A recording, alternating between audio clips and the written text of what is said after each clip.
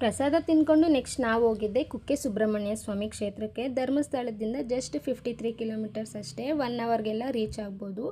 Most powerful temple in Karnataka ಅಂತ ಸಹ ಹೇಳ್ತಾರೆ ಈ ದೇವಸ್ಥಾನಕ್ಕೆ. Not only Karnataka peoples, Andhra Pradesh, Tamil Nadu ಅಂತ ತುಂಬ ಸೆಲೆಬ್ರಿಟೀಸ್ ಸಹ ಈ ದೇವಸ್ಥಾನಕ್ಕೆ ಭೇಟಿ ನೀಡ್ತಾರೆ.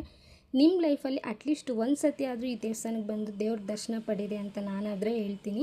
ಇನ್ನು ಈ ಟೆಂಪಲ್ ವಿಶೇಷತೆ ಏನಪ್ಪ ಅಂತಂದರೆ, ನಾಗದೋಷ ಇರೋರು, ಮಕ್ಕಳಾಗದೇ ಇರೋರು, ಮದುವೆ ಆಗದೇ ಇರೋರು ಈ ದೇವಸ್ಥಾನಕ್ಕೆ ಬಂದು ದೇವ್ರ ದರ್ಶನ ಮಾಡಿಕೊಂಡು ಪ್ರತ್ಯೇಕ ಪೂಜೆಗಳು ಮಾಡಿದ್ರೆ ಆ ದೋಷ ಎಲ್ಲ ನಿವಾರಣೆ ಆಗುತ್ತೆ ಅಂತ ಭಕ್ತಾದಿಗಳು ನಂಬ್ತಾರೆ.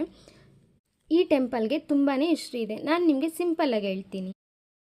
ವಾಸುಕಿ ಅವರು ಸರ್ಪಜಾತಿಯನ್ನು ಗರುಡತ್ವ ಅವರಿಂದ ಕಾಪಾಡ್ಕೋಬೇಕು ಅಂತ ಶಿವ ಅವ್ರನ್ನ ಕೋರಿದಾಗ, ಶಿವ ಅವರು ಸುಬ್ರಹ್ಮಣ್ಯ ಸ್ವಾಮಿಗೆ ತಪಸ್ಸಾದರೆ ಮಾಡು, ನನ್ನ ಮಗ ಸುಬ್ರಹ್ಮಣ್ಯ ಸ್ವಾಮಿ ನಿಮ್ಮ ಜಾತಿಯನ್ನು ಕಾಪಾಡ್ತಾರೆ ಅಂತ ಆದರೆ ಹೇಳ್ತಾರೆ.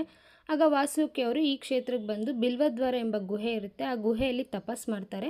ಅವ್ರ ತಪಸ್ಸನ್ನ ಮೆಚ್ಚಿ ಸಾಕ್ಷಾತ್ತು ಸುಬ್ರಹ್ಮಣ್ಯ ಸ್ವಾಮಿ ಅವರೇ ಅವ್ರನ್ನ ಕಾಪಾಡೋದಕ್ಕೆ ಇಲ್ಲಿ ನಿಲ್ಲಿಸಿದ್ದಾರೆ ಅಂತ ನಮ್ಮ ಪುರಾಣ ಆದರೆ ಹೇಳುತ್ತೆ. ನೆಕ್ಸ್ಟ್ ತಾರಕ ಸಂಹರಣ ಮಾಡಿದಾದಮೇಲೆ ಅಲ್ಲೇ ಇರೋ ನದಿಯಲ್ಲಿ ಅವರ ಶಕ್ತಿವಂತ ಆದ ಆಯುಧವನ್ನು ಶುದ್ಧ ಮಾಡ್ಕೊತಾರೆ. ಆ ನದಿಗೆ ಕುಮಾರಧರಣ ನದಿ ಅನ್ನೋ ಹೆಸರು ಸಹ ಬರುತ್ತೆ. ಅದೇ ನದಿಯಲ್ಲಿ ನಾವು ಸ್ನಾನ ಮಾಡಿದ್ರೆ ನಮ್ಗೆ ಏನೇ ಚರ್ಮ ಪ್ರಾಬ್ಲಮ್ ಇದ್ದರೂ ಎಲ್ಲ ಹೋಗುತ್ತೆ ಅಂತ ಹೇಳ್ತಾರೆ. ಆದಿ ಮಧ್ಯ ಅಂತ್ಯ ಕ್ಷೇತ್ರಗಳಲ್ಲಿ ಕುಕ್ಕೆ ಸುಬ್ರಹ್ಮಣ್ಯ ಸ್ವಾಮಿ ಆದಿ ಕ್ಷೇತ್ರ ಆಗಿರುತ್ತೆ, ಮಧ್ಯ ಕ್ಷೇತ್ರ ಘಾಟಿ ಸುಬ್ರಹ್ಮಣ್ಯ ಸ್ವಾಮಿ ಕ್ಷೇತ್ರ, ನೆಕ್ಸ್ಟ್ ಅಂತ್ಯ ಬಂದು ನಾಗಲಮಡಿಕೆ ಕ್ಷೇತ್ರ. ಈ 3 ಕ್ಷೇತ್ರಗಳು ನಮ್ಮ ಕರ್ನಾಟಕದಲ್ಲೇ ಇದೆ. ಇನ್ನು ಒಳಗಡೆ ಗರ್ಭಗುಡಿ ವಿಚಾರಕ್ಕೆ ಬಂದರೆ, ಫಸ್ಟ್ ಶಿವಲಿಂಗ, ಅದ್ರ ಮೇಲೆ ಆದಿಶೇಷ ಅವರು, ಅದ್ರ ಮೇಲೆ ವಾಸುಕಿ ಅವರು, ಅದ್ರ ಮೇಲೆ ಸುಬ್ರಹ್ಮಣ್ಯ ಸ್ವಾಮಿ ಅವರಾದರೆ ನಮಗಾದರೆ ದರ್ಶನ ಕೊಡ್ತಾರೆ. ಈ ದೇವಸ್ಥಾನಕ್ಕೆ ಹೋದ್ಮೇಲೆ ಯಾವುದೇ ಥರ ಬೇರೆ ಕ್ಷೇತ್ರಕ್ಕಾದರೆ ಹೋಗಬಾರ್ದು. ಏಕೆ ಅಂತಂದರೆ ಈ ದೇವಸ್ಥಾನದಲ್ಲಿ ನಾಗಪ್ರತಿಷ್ಠೆ, ಸರ್ಪ ಸಂಸ್ಕಾರ ಯುಕ್ತ ಆಶ್ಲೇಷ ಬಲಿ ಪೂಜೆ ಆದರೆ ಮಾಡಿರ್ತೀವಿ.